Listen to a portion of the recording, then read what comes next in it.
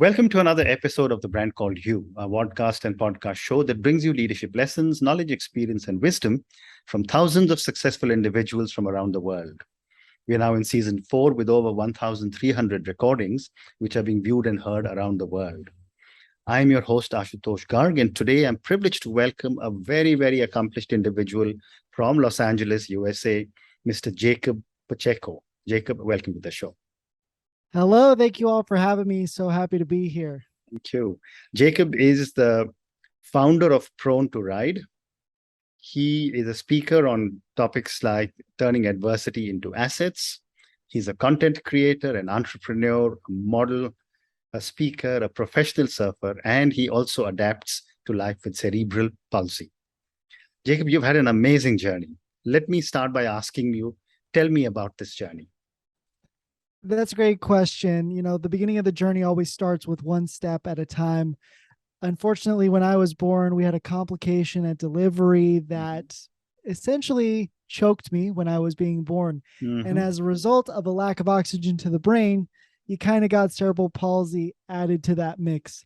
So let's say you wanted to create sunny side up eggs. Well, instead you got to scramble. And that's pretty much what getting a disability is kind of like. You have an idea of what you want and you go to the store and you end up getting something entirely different and you don't have a choice in there. So that's basically what happened. And so I made my scramble and I had to eat it and I made the best of it. Fantastic. And from there, it takes a process one step at a time. And learning a little bit about your story about how you went from one industry to another, there was very much a similarity as far as my story is concerned, because I started from one space, then moved to another, which brought me to you. So I would say that it's worked out very well so far. Wonderful. So tell me a little bit more about what were some of the things that you did. So one of the things that I did when I was starting out with this journey was focusing on one step at a time, as I mentioned earlier, where you couldn't really see too far ahead because there was a lot of people saying what you could and shouldn't and can't do rather than what you could. So it took a process of surrounding myself with the right people at an early age to kind of help get beyond those barriers.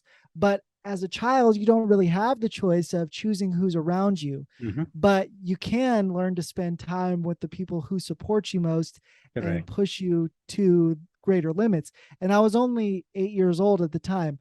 So it took a lot of awareness to understand that it wasn't about necessarily thinking too much about it. It was about being around the right people at the right time and then putting one foot in front of the other. And sometimes those choices get taken away from you. And when that happens, what are you going to do with it? And that is where we take the pen back in our stories and we start writing our sentences on those blank pages that were written by our own hand. Fascinating. And, based on what you've told me and what I read about you, you faced a lot of adversity. Tell me about some of your learnings as you faced your challenges. The number one lesson that I've learned, and I think this applies greatly to the Bhagavad Gita, is the management of expectations and the removal of attachment to my actions and to focus on my intent. That is the number one thing that I have taken away from my own journey. And that took decades of lessons learned, lots of mistakes made, and also lots of successes as well. And what I've realized is when we manage expectations, when we put one foot in front of the other, and we focus on our intentions to do good in the world, much like you have done, Ash, which, again, I love your podcast. I've listened to a few of your episodes, and I really appreciate the value that you provide to everybody else in this community. Thank you. And you said something before we got on here. You talked about how you're doing it just to help people and to meet amazing people. And that speaks to your management of expectations. And look at where it's gotten you. And I feel a similar path with my own story as well. So management of expectations, I think, has led me to where I am today. And I have to be very grateful for that. Fascinating. And for our viewers and listeners, can you give me an example of how you managed some expectations? Yes. One example of expectation management was when I was transitioning into my career as a sport professional, I wanted to work in professional sports because at the time I wasn't allowed to participate. As a person with a physical limitation in sport, you are expected to perform at very high peak levels of both mental, physical, and emotional levels. Unfortunately, as I was transitioning, I was told that I did not have the ability or experience to work with athletes. So that crumbled my whole world, and I had to hit the restart button. Now imagine spending over 12 years of your life honing your craft, building it to this precipice, getting to that edge, and then that edge just falls away and there's nothing but darkness, and you don't know how far the end goes down. That's how it was for myself. Yes. Amazing. But rather than that, I still took that step forward and decided to change and create something for myself because I believed in what I was doing, which was helping one person at a time, similar to what you're doing. But I didn't know how it would turn out. But I knew that if I kept the object of helping one person at a time, then I could create something powerful. And that's what started Prone to Ride. And I've never looked back since. Amazing. Has the story been up and down? Absolutely. But every good story has an up and down. Absolutely. Well said. And Jacob, who motivated you and inspired you to address all your challenges and succeed? That's a great question. There are a multitude of people that have really helped me face those challenges, but I'll highlight one person just from early on. My mom was probably one of the biggest proponents of pushing forward, especially at a young age when there wasn't a lot of resources, research, or medical devices to help push past what was perceived to be a very dire outlook on life. It was my mother who really pushed me to keep seeing the path forward. And sometimes it was really, really tough, but it was planting those seeds for letting me know what reality was going to be like in the real world. She said, it's not going to be easy out here for you. So you have to figure it out now. So when you do get to the real world as an adult, everything's going to seem a lot easier. It's very similar to how John Wooden structured his practices at UCLA, which led him to become one of the greatest coaches of all time in sport history. His practices were always 10 times harder than the games, and players would say how much easier the games were compared to the practices, and he purposefully set it up that way. And I have to say that my mom took a similar approach, but not all challenges can be just overcome right away. There's a lot of other mountains you have to climb, especially within our own minds. We think that those mountains are overcome, only to find that there's another mountain behind that one and the next one and the next one. It's about continual progression, continual growth, and also managing our expectations. Because as you climb that mountain, what's going to happen at points? You're going to slip down the mountain. You're going to have to start over at times. And it's just about putting one foot in front of the other. And eventually you reach the peak of that mountain, only to climb the next one. Well said. And you're so right. I mean, mothers are possibly the mountains or the rocks behind each one of us. And I'm so delighted that you're acknowledging how powerful your mother's presence was in your life. Thank you. Of course. I'm a mama's boy. It's all right. Absolutely. So, Jacob, now moving on, tell me about your Prone to Ride platform and your message of personal growth, importance of community, and reality that each of us can achieve greatness. Tell me about each of these with some examples. Yeah. So as I mentioned before in my creation story of starting the Prone to Ride platform, it was really about taking a chance to help one person at a time. Instead of accepting what was being given to me, I decided to go and forge ahead a new path that was a little bit scary, but also very exciting. So one of the things that I really, really harp on and believe in is the ability that each of us can achieve our own personal standard of greatness, whatever it looks like.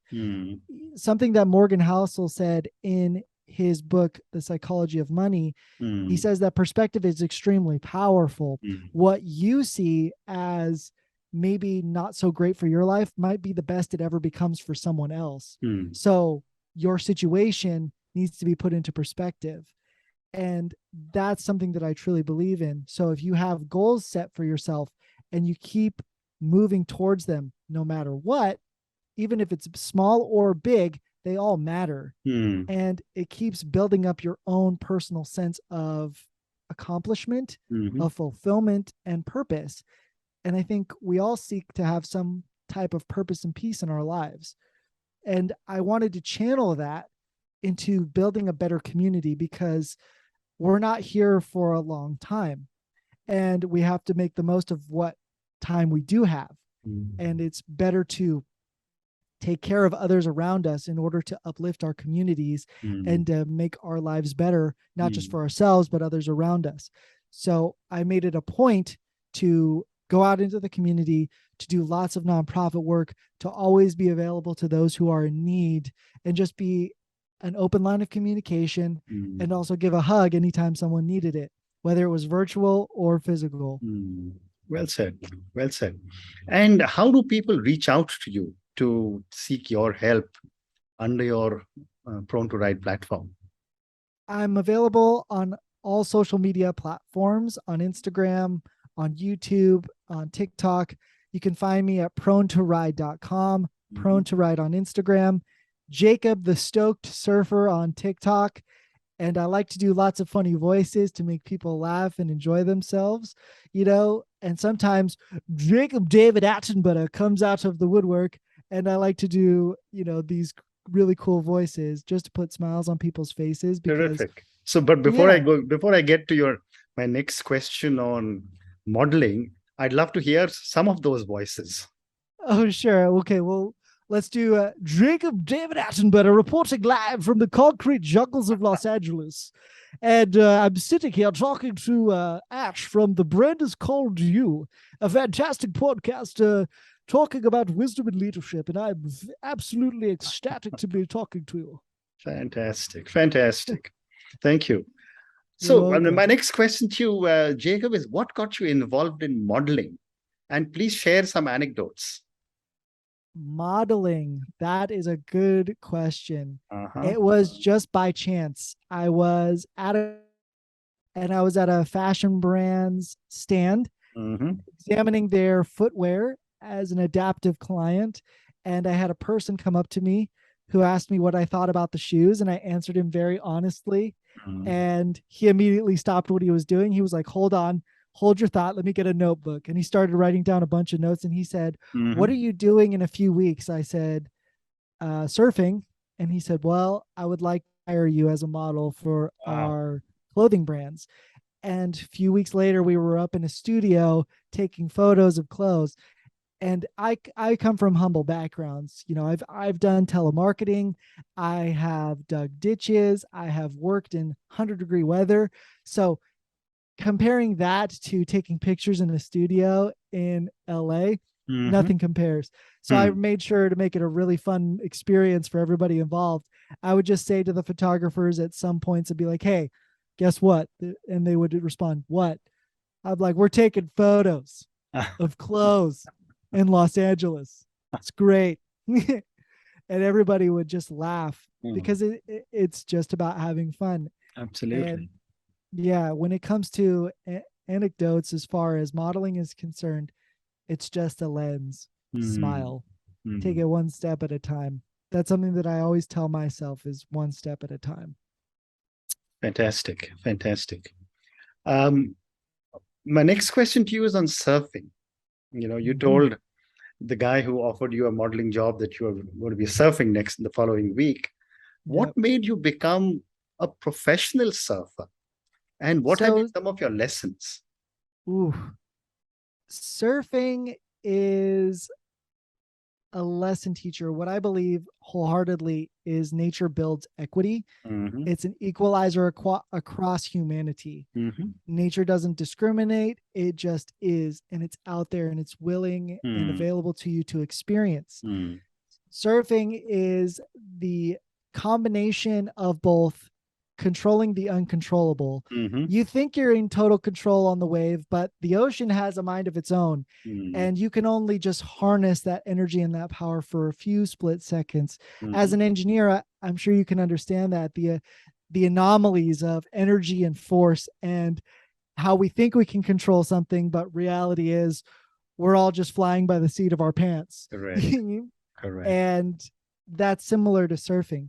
One of the lessons it's always taught me is how to not have so much judgment about decisions. Decision making is such an imperfect practice, and I'm sure you can understand this, Ash, where you make a decision and you don't know how it's going to turn out, yet when it doesn't turn out how you want it to or expect it to, what happens for you, Ash? Do you end up judging yourself a little bit? Yep. Yeah. Exactly. Yeah. Fascinating. And I've never surfed, but when you talk of professional surfing, is it competitive or is it any other type of surfing? It's a bit of both. You can do competitive surfing and also freestyle, which is you create content around the grace of surfing and the aesthetic of surfing. But there also is the competitive side too, which has a complete circuit of high performing athletes with disabilities from all over the world.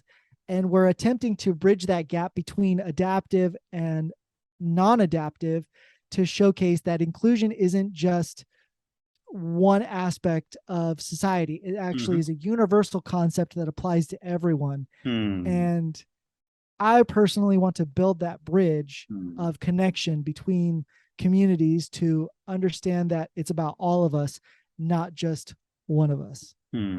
Fascinating. So moving on, I have time for a few more questions.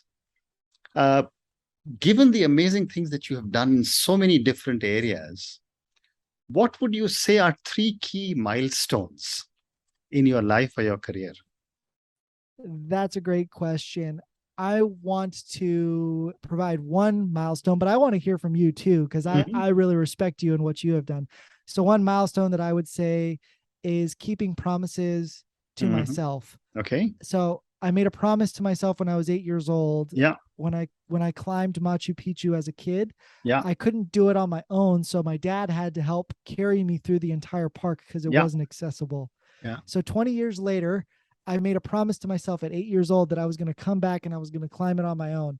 Almost 20 years to the day, I was able to do it on my own at age 28. Fantastic. And I climbed it by myself. Fantastic. Yep. Wonderful. What's one milestone for you, Ash? There have been so many, but or probably on a professional level, when I became an entrepreneur and founded from a single store, India's second largest chain.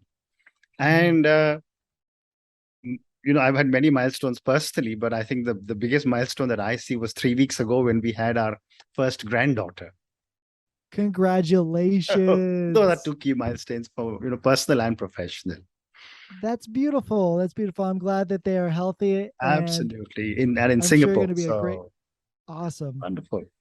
So time for 2 more questions. My next question is, what does success mean to Jacob?